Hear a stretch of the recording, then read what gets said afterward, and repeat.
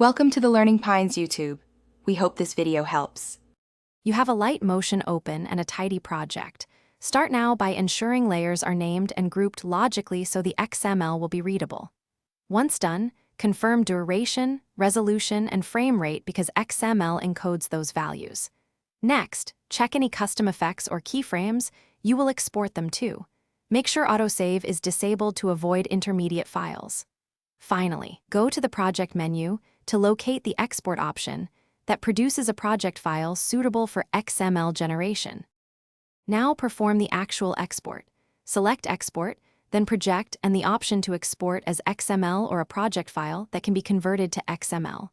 You want to include assets and embedded keyframes so the structure and timing are preserved.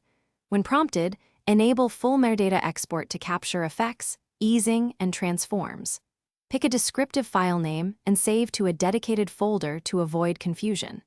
If the app exports a proprietary file, you will convert it to XML in the next step.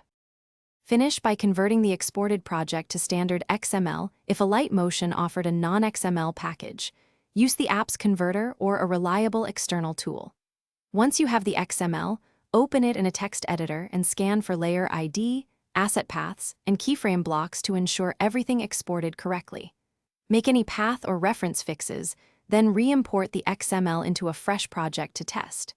If timing or assets are missing, check asset paths and ensure you exported with full metadata. Thanks for watching. Consider subscribing if we helped you.